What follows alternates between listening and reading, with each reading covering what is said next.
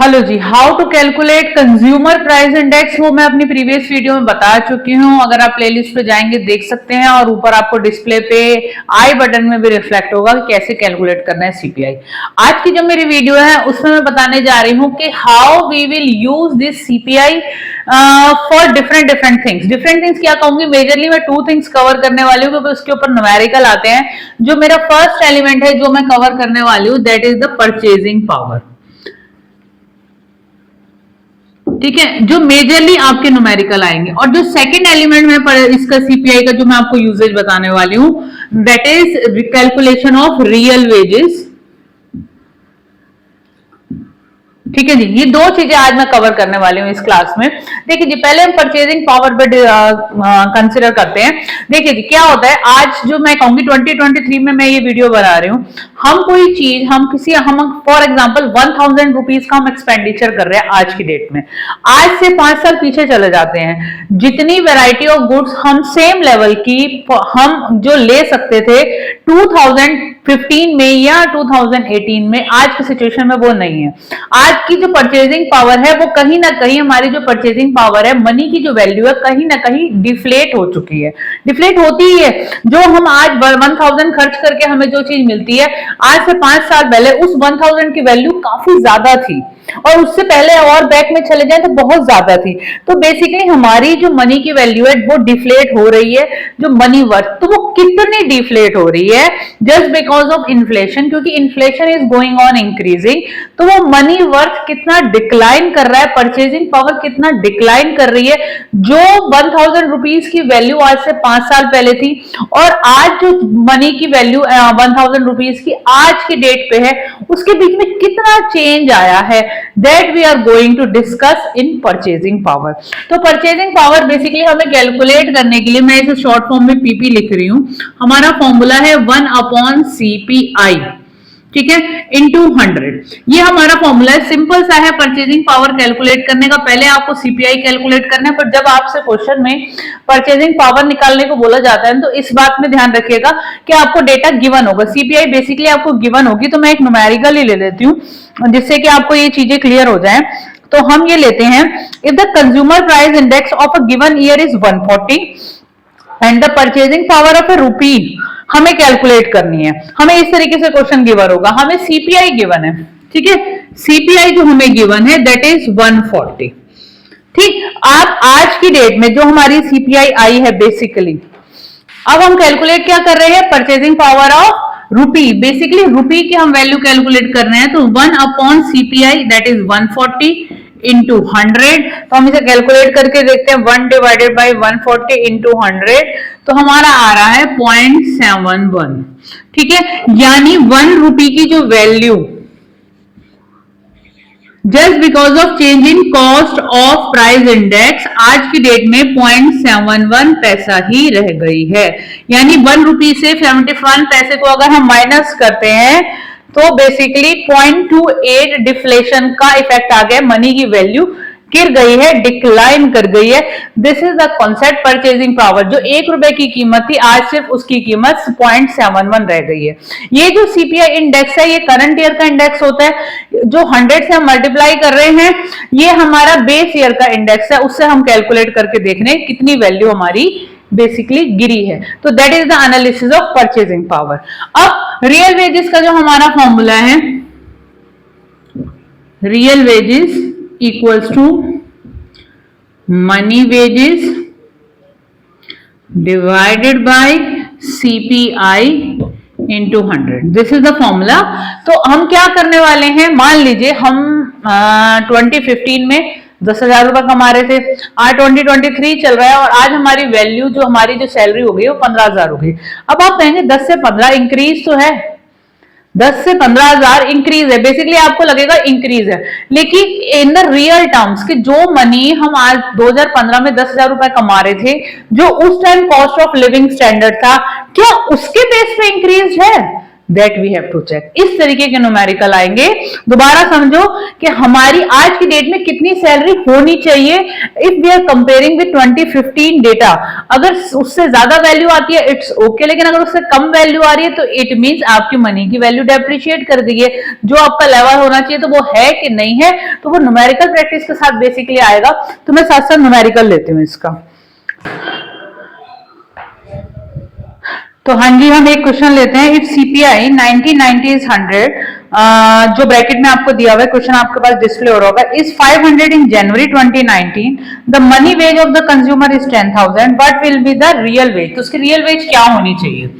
ठीक है, हम रियल वेजेस निकालते हैं। हमें बोला है कि वो 10,000 रुपीज आज अर्न कर रहा है, और 10,000 रुपीज जब अर्न कर रहा है तो उस टाइम पे उसका जो सीपीआई है दैट इज 500, और जो बेस ईयर का सीपीआई है दैट इज 100। ठीक है, तो बेसिकली हमारी जो वैल्यू निकल के आई 2000 निकल के आई, यानी इसकी रियल वेजेस अगर 2000 है तो वो आज की डेट में 10,000 रुपए कमा रहा है, तो रियल वेजेस इसकी जो होंगी that is 2000 rupees. Real wages will be ₹2000। तो आज की डेट में अगर वो 10,000 अर्न कर रहा है तो हम अगर बैक में जाते हैं जिस ईयर का, यानी हमारा जो ईयर था 1990 का 100 था, उस टाइम 2000 पे 2000 अगर अर्न कर रहा था तो आज 10,000 रुपए अर्न कर पा रहा है। This is the value of real veg. ठीक है जी, अब मैं एक और न्यूमेरिकल लेती हूँ। सीपीआई 1998 का तो है 100, और 2019 का हमें बोल रहे हैं जनवरी 2019 का 526। Suppose the consumer was getting 3000 in 1998 and to maintain the 1998 standard of living what should be his salary। मतलब उसने 3,000 रुपए जो कमाए थे वो उसने कमाए थे 1998 में, तब प्राइस इंडेक्स बेसिकली 100 था। ठीक है, आज की डेट पे जो प्राइस इंडेक्स हो गया है जो 2019 के डेटा में दैट इज 526। क्वेश्चन को ध्यान से देखिएगा। ठीक है, अब उस टाइम पे यानी उसकी आज की डेट में सैलरी होनी कितनी चाहिए, यानी उसकी मनी वेजेस, रियल वेजेस हमें गिवन है बेसिकली हमारे नेक्स्ट वाले केस में। यानी 3,000 रुपए जब वो कमा रहा था और हमारे पास मनी वेजेस नहीं है, जो हमें कैलकुलेट करनी है कि आज की सैलरी उसकी एज पर सीपीआई कितनी होनी चाहिए। तो सीपीआई हमारा आज की डेट में चल रहा है 426 इंटू 100, तो हम बेसिकली क्या करेंगे 3000 इंटू 426 डिवाइडेड बाई 100 करेंगे, तो हमारी बेसिकली मनी वेजेस निकल आएंगी। तो उसकी सैलरी होनी कितनी चाहिए 3000 एज पर प्राइस इंडेक्स। उसकी सैलरी होनी चाहिए 12,780। This should be the salary if we are maintaining the CPI, if we are considering the consumer price index, क्योंकि जनरल प्राइस लेवल हमारा इंक्रीज ही होता है with the passage of time, और यहाँ तो with the passage of years है। और हम यहाँ पर क्या कंसिडर कर रहे हैं, हम 1998 के डेटा से 2019 को कंपेयर कर रहे हैं। तो बेसिकली अगर 1998 में वो 3,000 रुपए कमा रहा है तो आज की डेट में उसे हमें 2019 में उसे 12,780 अर्न करने चाहिए। This is a depiction of this real veg system, और आपको ये दोनों मेथड पे क्वेश्चंस आते हैं। मैं एक और न्यूमेरिकल आपसे लेना चाहती हूँ। यहाँ पे आपको स्क्रीनशॉट में आपके पास न्यूमेरिकल आ रहा होगा। During a certain period the cost of living index goes up from 110 to 200। एक 2 इयर्स का कंपैरिजन है जिसमें जो हमारा बेस ईयर का इंडेक्स है दैट इज 110 और जो करंट ईयर का इंडेक्स है that is 200, and the daily wages of the worker was raised from 80 to 125। ठीक है, has the worker really gain, worker को गेन हुआ है कि नहीं हुआ है, we will check, and if so by how much in the real terms. अच्छा, गेन पूछ रहे हैं, ठीक है, वो हम बताते हैं, and bye how much in real terms. अगर उसे गेन हुआ है बेसिकली 125 रुपीज, हमें तो दिख रहा है कि इंक्रीज हुआ है 80 to 125, but as per formula we will check कि whether in real terms he has gaining और not. The second thing which we have to analyse by how much in real terms. अगर gain हुआ है तो real terms में क्या होना चाहिए था। अगर 125 रुपीज मनी वेजेस है तो उसकी रियल वेजेस होनी क्या चाहिए थी, बेसिकली हम वो करने जा रहे हैं। ठीक है, तो हम इसको समझते हैं, समझने वाली चीज है ये भी। फॉर्मूला तो हमारा लिखा ही हुआ है, अभी मैंने पीछे जो न्यूमेरिकल समझाया था करना वैसे ही है। तो देखिए जी, करना क्या है हमारे को, देखिए जी, हम पहले तो चेक करेंगे कि भैया लिटरली वो गेन में है कि नहीं है। हमारे पास जो सीपीआई है बेस ईयर का सीपीआई 110 है, करंट ईयर का सीपीआई 200 है। ठीक है, हमारी बेस ईयर की जो हमारी daily ways of the worker is 80 है और यहां पर हमारी 125 हुई। तो पहले हम इससे एनालाइज करते हैं। ठीक है, अब हमारा जब हमारी मनी वेज 80 रुपए थी उस टाइम हमारा बेस ईयर 110 था। ठीक है, अब हमारा बेस ईयर की जो सीपीआई की जो वैल्यू हो गई 200 हो गई, तो 200 पे हमारी बेसिकली होनी कितनी चाहिए। ठीक है, तो हम वो कैलकुलेट करने जा रहे हैं।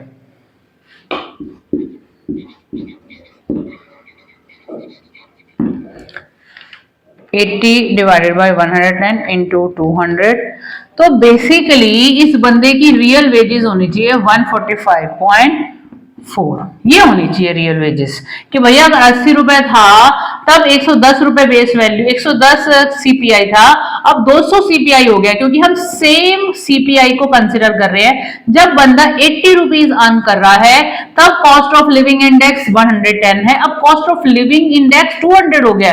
तो बेसिकली उस सेम सीपीआई को मेंटेन करने के लिए, सेम कॉस्ट ऑफ लिविंग को मेंटेन करने के लिए उसकी डेली वेजेस 145.4 होनी चाहिए, but he is earning only 125 rupees. So it means he is in loss. ये तो हुआ पहला केस डेबिक्शन का कि वो लॉस में, उसे गेन नहीं हो रहा, उसके तो 125 रुपए डेली वेज ही हुई है। और देखें तो डेटा में देखें तो हमें इंक्रीज दिखता है। तो अगर हम सेम पैटर्न को फॉलो करते हैं, जो हमारा बेस ईयर का सीपीआई था और करंट सीपीआई जो हमारा इन्फ्लेशन बेसिकली इंडेक्स है जो हमें डेपिक्ट कर रहा है कि लिविंग स्टैंडर्ड क्या होना चाहिए, उसके बेस पे 145 रुपए से बेसिकली कमाने चाहिए थे। अब जो हमारे को इसी क्वेश्चन में नीचे पूछा है कि अगर has the worker really gain? No, he is in loss. And if so, वो कह रहे अगर उसे गेन होता तो so how much in real terms? So real terms में वो क्या होता? अब मैं यहाँ पे जो दूसरा केस है वो लेके चल रही हूँ। अगर देखिए अब वो कह रहे हैं कि 125 रुपए वो गेन कर रहा था, उसे 125 रुपए उसकी सैलरी हो रही थी, वेजेस हो रही थी, तो उस 125 रुपए तब हो रही थी जब 200 प्राइस इंडेक्स था। अब अगर 110 पे हम पीछे चले जाते हैं, रियल वेजेस पे चले जाते हैं, बेसिकली आपने जो 6-7 में प्रोपोर्शनेट मेथड सीखा था ना, वही चीज है। ठीक है, तो 125 डिवाइडेड बाय 200 इंटू 100 करते हैं तो बेसिकली 62.5 आ रहा है। तो अगर वो 125 रुपए आज अर्न कर रहा है तो अगर हम उसके प्रीवियस बेस ईयर सीपीआई पे जाते हैं तो उस टाइम अगर वो 62.5 अर्न करता तो 125 रुपए जस्टिफाइड थे आज की डेट में। लेकिन अगर वो 80 रुपए अर्न कर रहा था इस बेस ईयर के प्राइस बेस सीपीआई पे, तो उसे आज की डेट में 145 रुपए कमाने चाहिए थे। He has to earn 145 rupees.